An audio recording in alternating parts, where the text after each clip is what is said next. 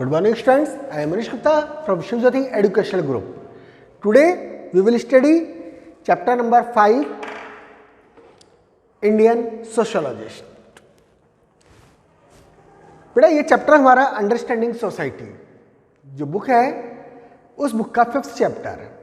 उसका first part के अंदर हम स्टडी करेंगे कि इंडियन सोशियोलॉजिस्ट का क्या व्यूज था, कैसे इंडिया के अंदर सोशियोलॉजी इमर्ज हुई एक सब्जेक्ट के रूप में, एक डिसिप्लिन्ड वे के रूप में।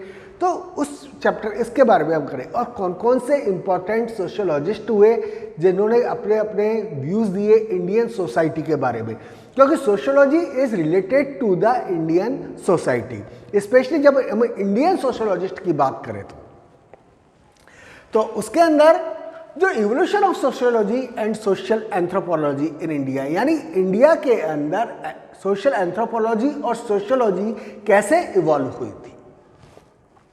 तो Indian sociology emerge as a separate discipline because the Indian society and social structure was completely different from that expressed by western European society. तो इंडियन सोशियोलॉजी जो इमर्ज हुई थी एक सेपरेट डिसिप्लिन के रूप में, एक सेपरेट सब्जेक्ट्स के रूप में इमर्ज हुई। क्यों? क्योंकि इंडियन सोसाइटी और इंडिया का जो सोशल स्ट्रक्चर था वो बिल्कुल वेस्टर्न यूरोपियन सोसाइटी से अलग था। क्योंकि वेस्टर्न यूरोपियन सोसाइटी का अपना कल्चर था, अपना ट्रेडिशन था, इंडियन सोसाइटी का अपना कल्चर, अपना ट्रेडिशन। तो Indian sociology was formally introduced as a discipline and university level for the first time in 1919 at the university of Bombay.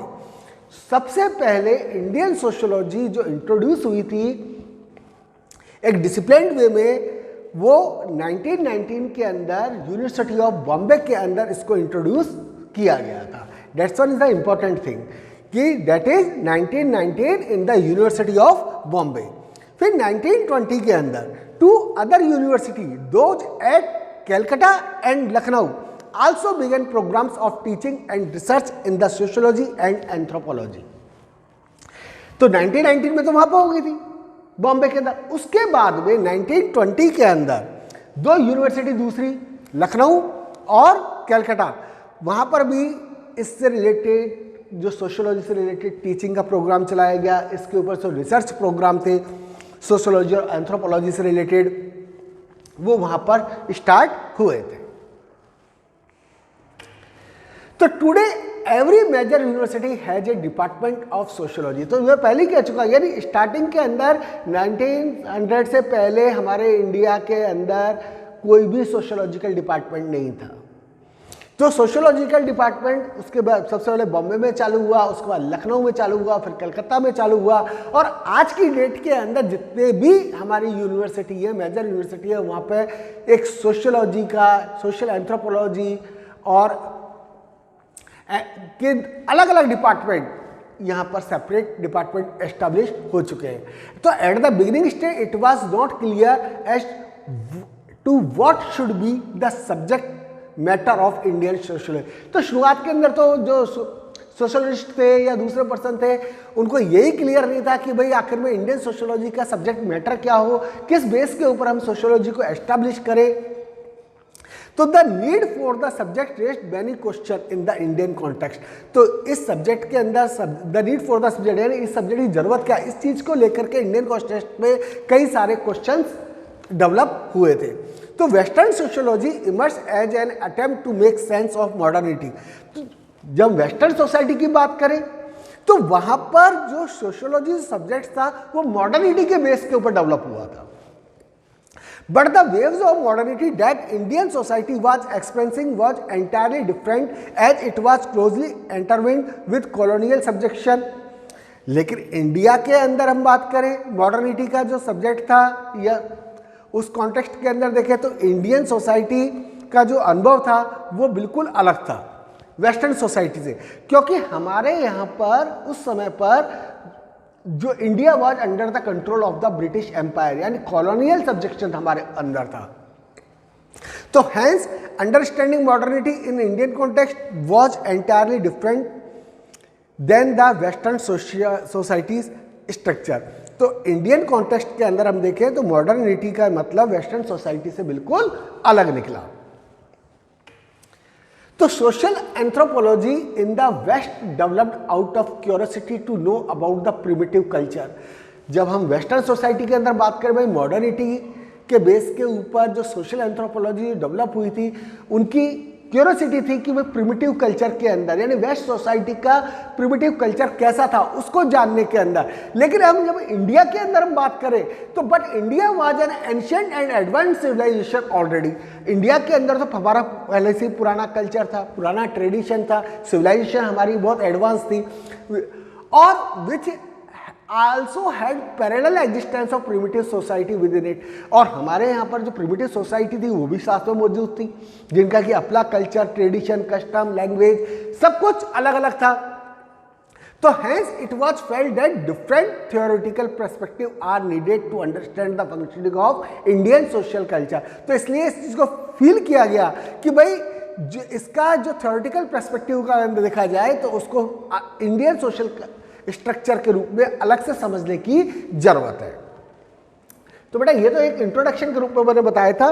अब आता है हमारा the स्पेसिफिटी of the discipline of sociological in Indian context raised many question.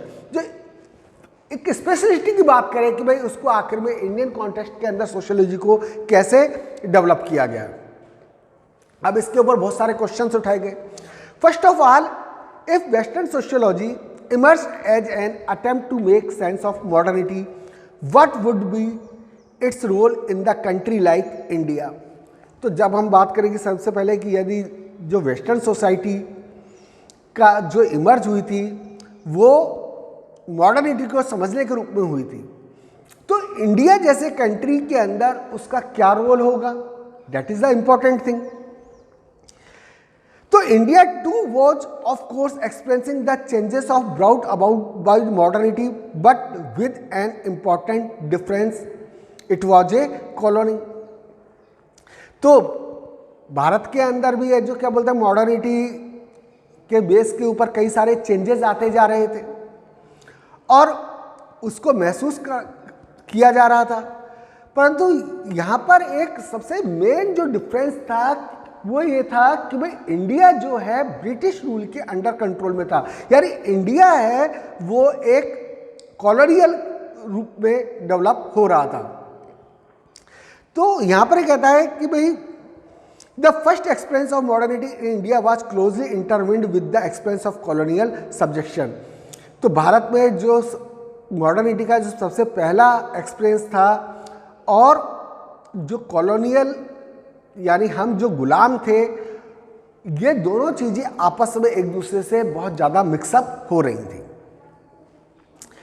तो last में कहता secondly, if social anthropology in the west arouse out of curiosity felt by the European society about primitive culture, what role could it have in India which was an ancient and advance civilization but which also had primitive society within it.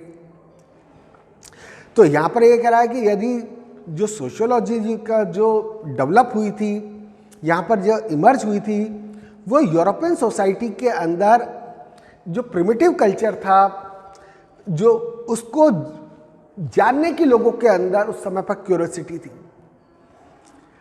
जबकि India के अंदर उसकी role क्या हो इसके ऊपर अभी तक भी क्वेश्चन मार्क लगा हुआ था। तो finally, what useful role could sociology have in a sovereign independent India, a nation about to begin its adventure with plan development and democracy. तो यहाँ पे हम कहें अंत में कि जैसे भारत जैसे एक संपन्न स्वतंत्र एक नए राष्ट्र के रूप में जो नियोजित विकास एक डेमोक्रेसी की तरफ जो आगे बढ़ रहा था, वहाँ पर सोशियोलॉजी की एक क्या भूमिका रहेगी, क्या सोशियोलॉजी का रोल रहेगा, that is the important thing. तो बच्चों इस चीज को मैंने वो पूरा एक्सप्लेन कर दिया कि जो फर्स्ट एक्सपीरियंस जो मॉडर्निटी का था इंडिया के अंदर, वो बिल्कुल कॉलोनियल सब्जेक्शन से हमारा मिला जुला था। सेकेंडली, यहाँ पर कहता है कि जो सोशल एंथ्रोपोलॉजी थी वो वेस्ट के अंदर जो प्रिमिटिव कल्चर था उसको जानने के लिए डेवलप हुई थी, लेकिन इंडिया के अंदर जो एंशिएंट और एडवांस सिविलाइजेशन पहले से ही मौजूद थी और उसके अंदर प्रिमिटिव सोसाइटी का क्या रोल था।